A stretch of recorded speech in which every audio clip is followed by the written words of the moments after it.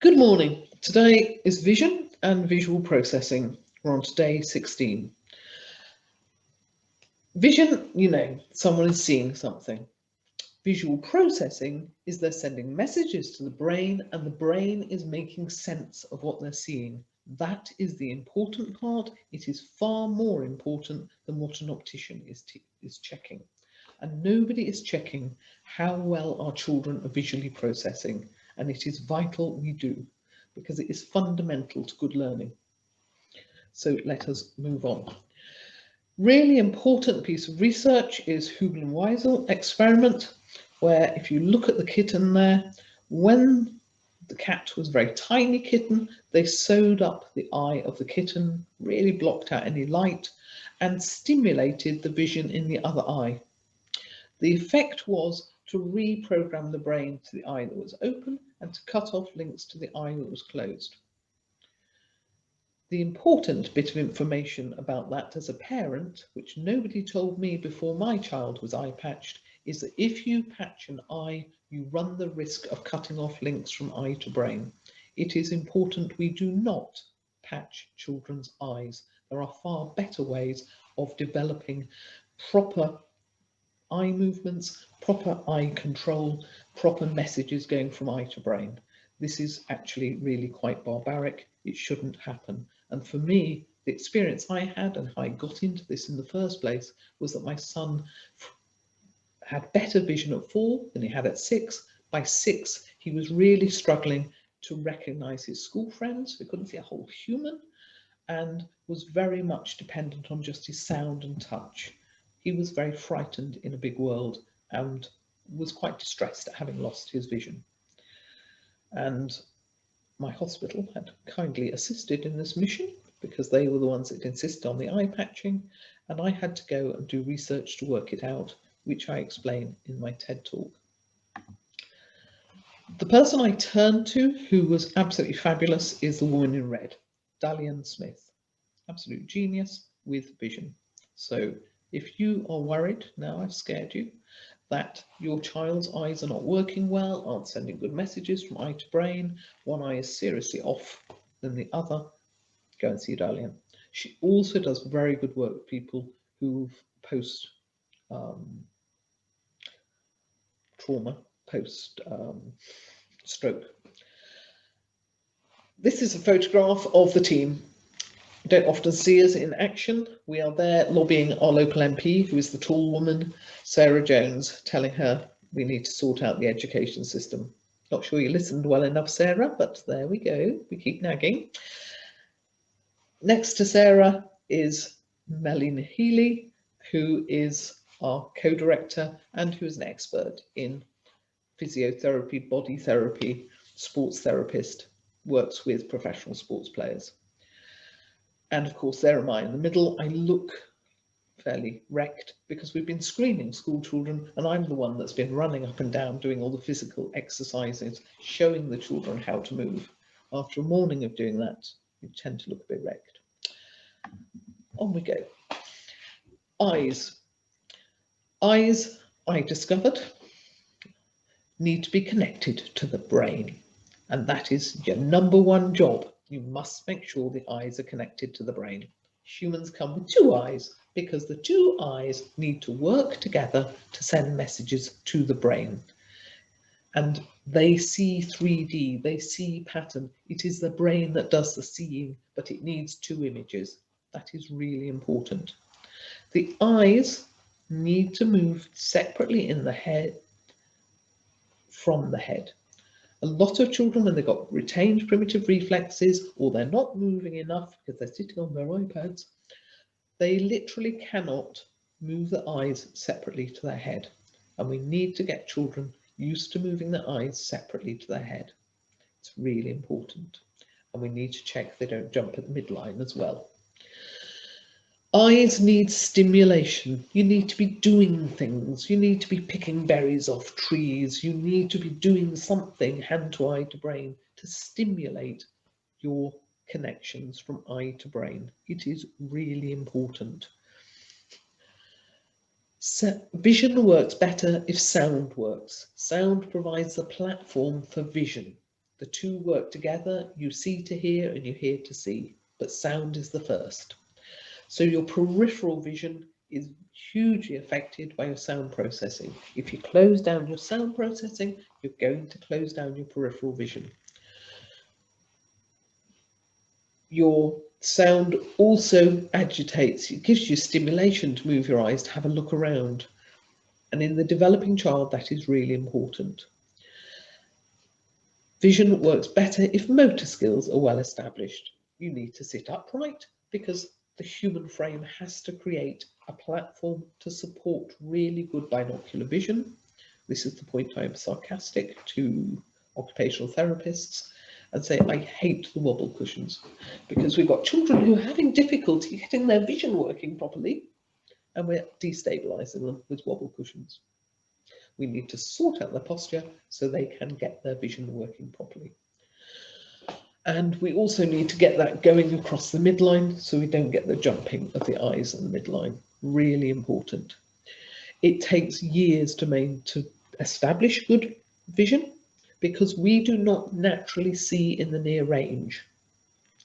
Books have only been about for about 400 or 500 years. In mass circulation, far less than that. We are naturally hunter-gatherers. Our natural focal point is in the distance. We're looking and scanning the horizon. We are not picking up a book and going, oh, it's a really exciting book, and focusing in the near range. That is not natural to humans. It does not come into place. And we're going to look at the data to see when it starts coming in. But it's not for. We have eyes to send messages to the brain. They are not there for cosmetic purposes. I think we ought to be thinking very, very seriously about any surgeon that is talking about chopping bits off eyes. Because if you're cutting the eyes and the eye muscle when they're small, they all look really quite cute.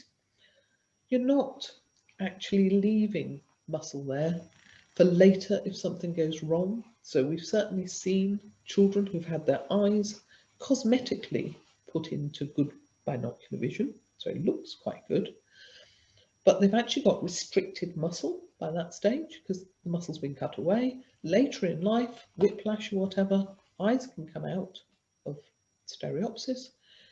Person starts having problems with double vision and everything. They haven't the muscle to re-strengthen the eyes to bring them back to a good stereopsis. It's a much, much harder job. You've got muscles, use them, exercise them. That's what children ought to be doing with those eyes. Slicing bits off eyeballs weakens them. So eyeballs work really well without us chopping the bits off them. Think about it. If you're not sure, phone up my good friend Diane. The contact details are all there before.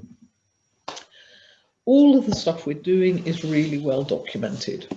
Best book in the world, the Shimon and Rouse book, and Shimon's also recently produced a book with Wick, all about how the eye to the brain works, how through exercises you can retrain the eye to the brain.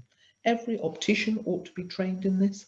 Every teacher ought to be aware of it. Every health worker, social worker, the lot ought to have at least a basic understanding of the importance. This is really important data. It comes from 1966 study by E.A. Taylor. Absolutely classic, well-recognised international data. The top line is telling you these are the grades at an American school. So it's based on US data. And so grade 1 is a 6, 7-year-old. Grade 2, 7, 8-year-old.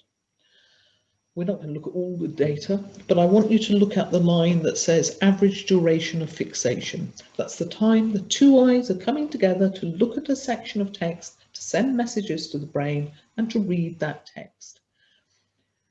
A person isn't really skilled if they are over 0.27 really. Over that level, I'm beginning to get worried. If you're up at 0.3, you are not it's a real struggle to bring your eyes together to read something, to send the message to the brain. It's not fast enough to you to read properly. So what I'd like you to look at is that our eyes don't naturally come together in the near point until 8. That is not 4, that is 8. If you are asking children to work in the near range, and I don't care if it's tablets, books or whatever, and you're asking them to keep coming into a focal point which is not natural for them, they will start working off to one side or the other side. They might swap sides. They're desperately trying to make sense. But we haven't got that facility early on. So try and minimise how much they're doing in the near range when they're young. Try and work on exercising their eyes, and we will show you what to do. Otherwise, they're well down to single vision. And, you know, this is taken from some school website, but I can go to any school website and I can see child after child with monocular vision who does not have mastery of binocular vision, who cannot sit up and use 2 eyes together. They certainly shouldn't be doing fine motor skills when they haven't even got postural control. It is dreadful. Gessel in 1949 said, look, vision is the supreme sense of man. We need it to do all the amazing things we do as a human, but if it's not working, we're not going to. Seeing is not a separate independent function. It is profoundly integrated with the total action system of the child.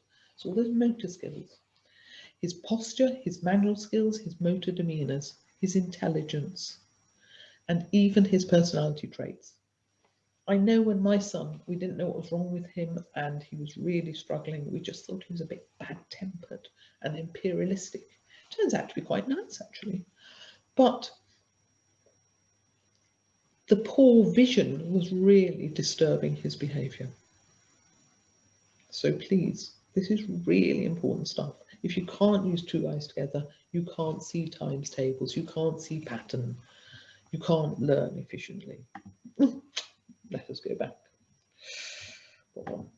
So Jean Ayres, occupational therapy, founder thereof, and she knew that first 7 years of life, the whole 7 years, was about motor sensory integration, and she mapped it out. And you can go through and understand her work. Occupational therapists are supposed to be bringing it all together, working with other disciplines. As well as the wobbly cushions, I don't like the rush to fine motor skills. Because if you really follow what Jean Ayres is saying, we wouldn't be rushing to fine motor skills. You'd understand everything needs to be in place before we get to the fine motor skills. But I think there's been a lot of political hijacking of that research. Shumway Cook and Wallacott, great people on how motor skills link to the brain. Brilliant book. And what they've done is map out how the motor skills work with the rest of the body, largely to help people recover post-stroke.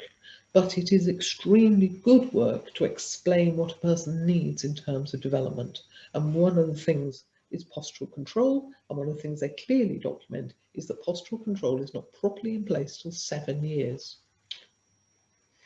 It's always the 7, it's not 4, it's 7. Your motor sensory integration, they also splendidly document, and that's not coming into place until 7. You're not really getting proper bilateral integration of both sides. Your eyes are not going to be working across to both sides until 7. If your motor skills don't go across, your vision doesn't. So bilateral integration of motor skills precedes your bilateral integration of vision. You've got to get them working together. They've all got to go across the midline. It's not going to happen before 7. We saw in previous talks, we talked about the development of the English language and children's development of the phonic sounds not really being fully established till 7, 8. Alfred Tomatis, in his work, identified that pre-7, up to 6 years old, children were left ear dominant, that there should be a change at 6 when children go from left to right ear dominance. It's going to be about 90% of the population should be doing that. The other half have a reverse system.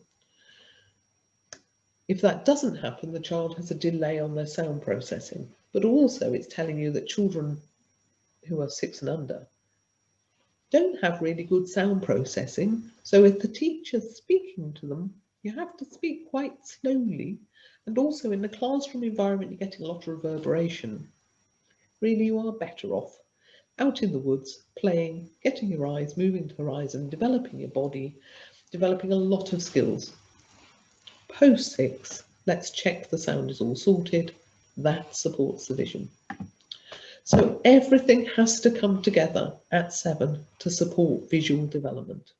Prior to 7, we need to get the child used to moving their eyes, and there are going to be a series of exercises that I'm going to show you in the coming days so that you can develop the child's eyes. The child is developing their vision ready for 7-8 when they become a proficient person at focusing in the near range. They are not going to be proficient before then.